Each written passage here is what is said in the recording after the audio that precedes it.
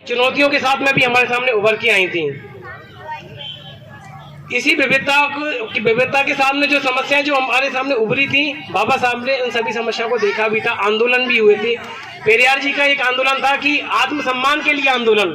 सोचिए, इन चीजों के लिए भी आंदोलन करने पड़ते थे। हमें कोई भी चीज आसानी से नहीं मिली, पहले आप ये चीज समझ लीजिए। और जो चीज हमें आसानी से मिली है, लोकतांत्रिक व्यवस्था, लोकतांत्रिक, जैसे आज हम किसी को चुनाव करके वोट करके चुन लेते हैं, ये बड़े आसानी से मिली थी।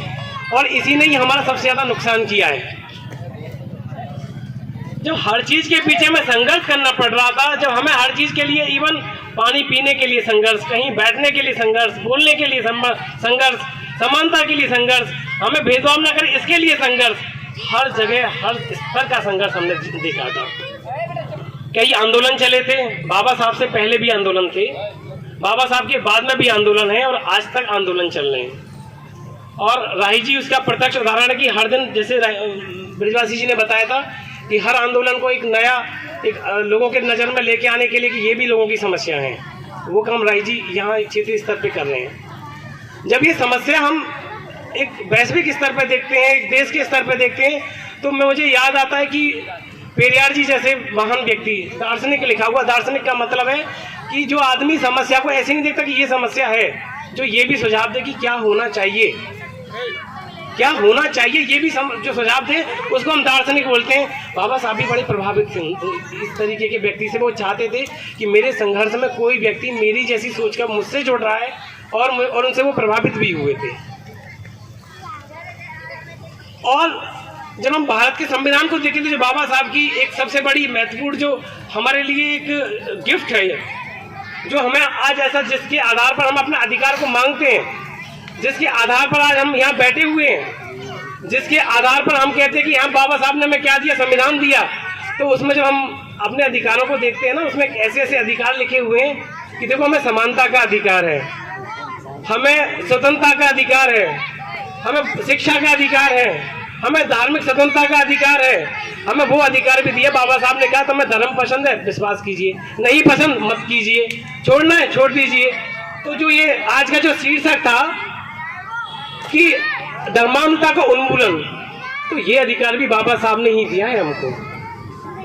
आखिर देखो, मैं ये नहीं कहता धर्म अच्छा है या बुरा, धर्म धारण करना चाहिए, व्यक्ति को आवश्यक होता है। धर्म का मतलब है कि आदमी के जीवन में कई ऐसी चीजें होती है, वो दिन में कई जो चीजें करता है, अपने धार्मिक जो चीजें, शादी वगैरह, बच्चे के जन्म के संबंध में, वो कुछ ना कुछ उसको चाहिए कि वो किस तरीके की प्रक्रिया से करे, किस तरीके के अनुशासन को करे।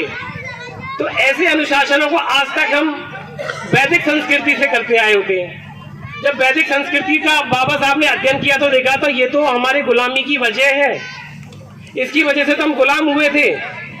तो उन्होंने उस चीज को हटाने के लिए, उन्मूलन करने के लिए संविधान में उन सभी चीजों का समावेश किया कि व्यक्ति को धर्म के आधार पर नहीं, संविधान के आधार पर चलना चाहिए। संविधान से देश चलेगा, धर्म से देश नहीं चलेगा। जब हम वैश्विक स्तर पर सोचते हैं तो यूरोप का इतिहास पढ़ते हैं, वहाँ धर्म और राजनीति दोनों इस तरीके की थी, इनको बोलते थे दो तलवारों का सिद्धांत। धर्म के जो राजा था कि बोलेगा कि मैं सर्वोच्च हूँ, मेरे आधार पर जो चीजें मैं बता दूंगा, राजा को भी वही मानना पड़ेगा, राजा मुझसे नीचे होगा, राजा का कानून देश चलाने के लिए जो भी हो वो रहेगा, लेकिन जो मैं कह दूंगा वो सर्वोच्च है। उस काल को अंधकार का काल कहते थे, अंधयुग का काल कहते थे, जब धर्म सर्वोच्च रहता था, राजनीति पर भी, शासन व्यवस्था पर भी। जैसा अभी बता रहे थे कि हम भारत के लोग कहीं जाते नहीं थे, घर में रहते थे, ज्यादा चीजें की नहीं थी, बड़ी खोजें हमने नहीं की, सच में नहीं की हमने। आज भारत गुलाम बना, गुलाम होके फिर उसने स्वतंत्रता प्राप्त की। ये गुलामी किससे हुई थी? उन्होंने खोज की थी। क्रिस्टोफर कोलंबस नहीं आते, वो आना भी नहीं चाहते थे, उनका भी डर यही था कि पृथ्वी सपाट है, समुद्र को पार करोगे तो गिर जाओगे दूसरी तरफ, कहीं मिलोगे नहीं। उन्होंने हिम्मत जुटाई, उन्होंने ऐसी हिम्मत जुटाई कि भारतवर्ष की खोज की, जाना, देखा, समझा, परखा। और हम कई पीढ़ी दर पीढ़ी, आधुनिक भारत का इतिहास देख लो, मध्यकालीन का देख लो, प्राचीन देख लो, हम हमेशा गुलाम ही रहे हैं। एक राजा हमने चुना है, हमने कभी ऐसा नहीं सुना कि लोकतंत्र जैसी सरकार हो। ये कभी भारत में लोकतंत्र नहीं था। भारत में अगर लोकतंत्र होता तो वो ट्रेडिशन, वो परंपराएं आज आपको देखने को मिलती। हम एक ही व्यक्ति को सब कुछ मान लेते हैं। बाबा साहब को भी ऐसे ही माना, बाबा साहब को ही मान लिया, उनकी दी, उन्होंने जो चीज़ दी उनको नहीं माना हमने कुछ भी। आज मूर्तियाँ टूट रही हैं क्योंकि हमें मतलब ही नहीं है। आज सामाजिक कार्यक्रम हुआ तो हम यहाँ पर हाजिर हो गए। हम लड़ाई करेंगे ब्राह्मणवाद के नाम पर कह रहे हैं, लेकिन हम कभी ब्राह्मणवाद की लड़ाई नहीं करते, हम ब्राह्मणों से लड़ाई करते हैं। क्योंकि जो बात उसके पीछे जुड़ा है, जो विचारधारा उसको जुड़ी पड़ी, उसका हम टकराव नहीं कर पाते। हमारे पास जो हमारे यंत्र है लड़ने के लिए, वो यंत्र हमारी शिक्षा है जो बाबा साहब ने हमें दी, जो अधिकार बाबा साहब ने दिया कि संवैधानिक तरीके दिए। उन्होंने कहा आपको अगर एक ऐसा समय आएगा कि मेरा संविधान भी पसंद नहीं आएगा, एक ग्रामर ऑफ एनआरकी बाबा साहब ने लिखा कि तब क्या करोगे जब ये संविधान ही समझ में नहीं आएगा। जैसे 2000 में बताया था कि एक national commission for review of constitution बनाया गया कि अगर संविधान सही है गलत है इसका समय समय पर रिव्यू होना चाहिए। बाबा साहब को पता था कि देखो समय बदलता, परिस्थिति बदलती है, एक कानून 100 साल बाद प्रभावी रहेगा, क्या उसकी एक तार्किकता रहेगी, प्रासंगिकता रहेगी या नहीं रहेगी। तो इसलिए कहा कि ऐसा है, समय के हिसाब से बदलेगा। मैं संशोधन की प्रणाली को इसमें समावेश कर रहा हूं ताकि समय के हिसाब से बदलता रहे। इसने बदला है। ऐसे विविधता पर नेपाल का संविधान देखो कितनी बार बदल गया है, कितनी बार बदला है। वो अभी तक नहीं स्थापित हो पाया एक नेपाल के संविधान को। जब मैं देखता हूँ भारत का संविधान इस तरीके का संविधान है, जितनी विविधताएं, जितनी समस्याएं, सभी को ध्यान में रखता है, सभी चीज़ों को ध्यान में रखता है और आज तक चला हुआ आ रहा है। अगर इस संविधान को आज हटा भी दिया जाए ना, दूसरा नया लेके आ जाए, तो मुझे नहीं लगता कि इस देश में जो आज जो व्यवस्था बनी पड़ी है वर्तमान स्थिति में, क्योंकि ये बिल्कुल हॉटस्पॉट बना हुआ है। यहाँ धार्मिक स्तर पर लोगों में विवाद हैं, जाति के आधार पर विवाद है, लिंग के आधार पर विवाद है, भाषा के आधार पर विवाद है, भाषा के आधार पर राज्य बने हैं, लिंग का विवाद आज भी हम देखते हैं। बाबा साहब ने कहा था कि देखो मैं ये संविधान बना रहा हूँ, इसमें हर चीज़ का समावेश कर रहा हूँ, ये सभी के लिए होगा। ये उनके लिए भी है जो संविधान में विश्वास करते हैं, ये उनके लिए भी काम करता है जो संविधान में विश्वास नहीं करते। क्योंकि हमारे लिए जब हम कहते हैं लोकतंत्र में क्या जरूरी है, लोकतंत्र में उन्होंने कहा कि तुम्हें ना चुनने की शक्ति दे रहे हैं, एक ऐसा व्यक्ति जो तुम पर शासन करेगा उसको तुम ही चुन के भेजोगे, और जिस तरीके से शासन करेगा ना वो, और जिसके अनुकूल में शासन करेगा वो संविधान। बाबा साहब ने कहा कि देखो ये जो शासन करना मनुवादी व्यवस्था से नहीं हो रहा, वो शासन वो बाबा साहब की प्रणाली से शासन हो रहा है, जिसके आधार पर हम करें बाबा साहब ने किया। बाबा साहब ने जो राज्य हम कहते हैं आज, जिस राज्य को चलाने के लिए बाबा साहब का संविधान सर्वोच्च कानून जो चला रहा है, आज हम कह रहे हैं कि उसको बचाने की जरूरत है।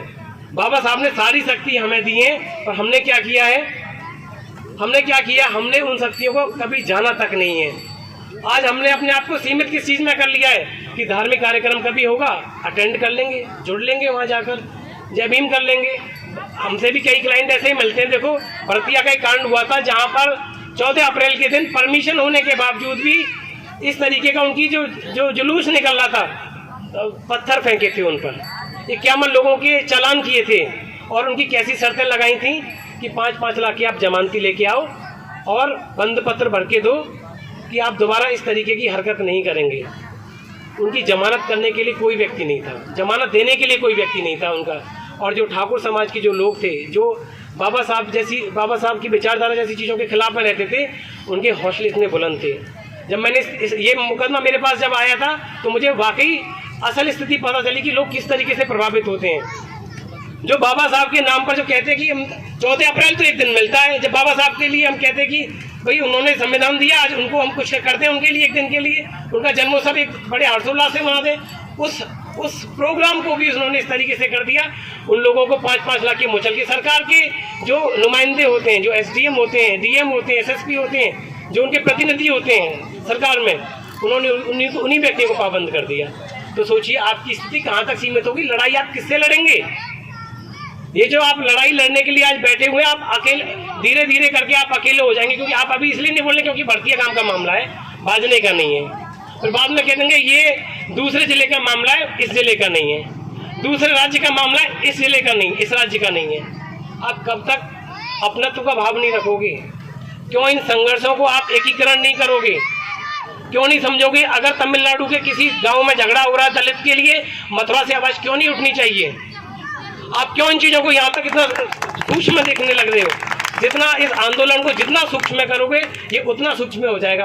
और लोकतांत्रिक व्यवस्था को मैं अच्छा मानता हूँ, लेकिन ये ना, जैसे एक कहावत एक दार्शनिक ने कहा है राजनीतिक विज्ञान में, जैसे कुत्ते को घी हजम नहीं होता, उसी तरीके से भारतीय व्यवस्था में भारत को लोकतंत्र हजम नहीं होगा। इतने अधिकार कहाँ से हजम कर लेंगे जो गुलामी में रहे हैं, जो गुलामी में रहे वो अधिकारों को हजम करने के लिए कुछ तो अंदर का चाहिए, भाई शिक्षा चाहिए, समानता का भाव चाहिए। उनको विश्वास ही नहीं होता।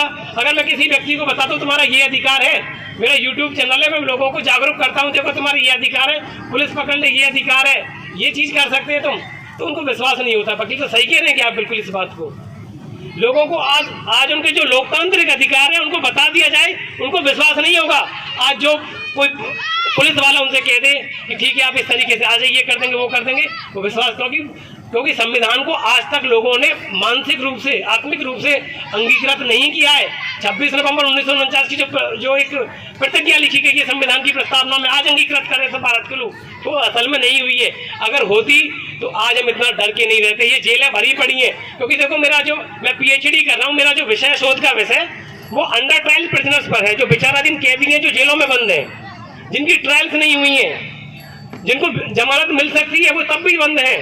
किस वजह से? क्योंकि जमानत जब होती है तो बहुत बड़ी जमानत प्रतिभू बनना पड़ता है, कि जमीन ही नहीं है। बड़े जमींदार कौन है? हम लैंडलेस फार्मर्स हैं, लेबर्स हैं हम। जमींदार कौन आदमी है आपको नहीं पता, वो जमीन नहीं देते हमारी जमानत। बड़े मुकदमे में हमें फंसा दिया जाता, बहुत आसान है। अब बेगुनाही के लिए जो लंबी ट्रायल करते रहिए, कोई नहीं सुनने में जा रहा है। बहुत लोग ऐसे हैं, देखो यहाँ पर मेरे क्लाइंट सर्किल भी है जो जानता है, जो इस चीज़ को समझ पा रहा है, क्योंकि वो जूझ रहे हैं इन सब चीज़ों से।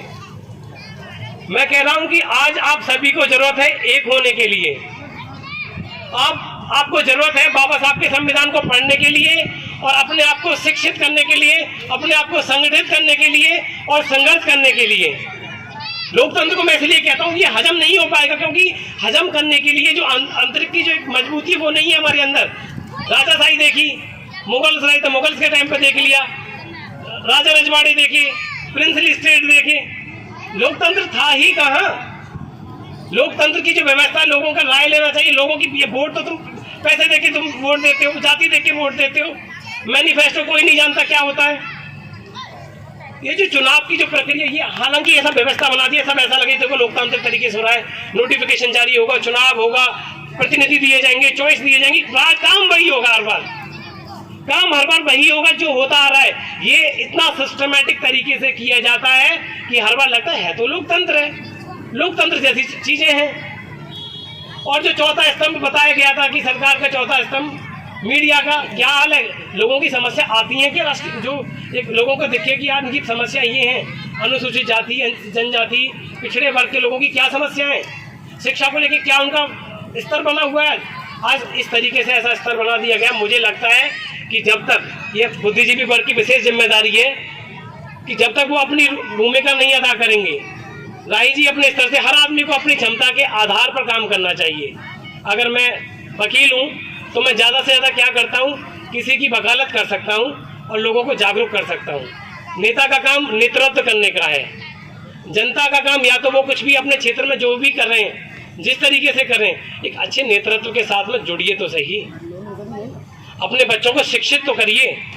सही मायने में इन सभी जो दार्शनिक हैं, विचारक हैं, जिन्होंने सामाजिक क्षेत्र में अपने जीवन को कुर्बान कर दिया है, जिन्होंने इतनी लड़ाइयाँ लड़ी, आंदोलन लड़े विपरीत समय पर, आज स्थितियाँ हमारे अनुकूल हैं, हम जो चाहें धरना प्रदर्शन कर सकते हैं, किए अभी जो चल रहे हैं कर सकते हैं, ये अधिकार है। उन्होंने उस टाइम पे किया जब अधिकार नहीं था, तो सोचो कितना मुश्किल काम रहा होगा।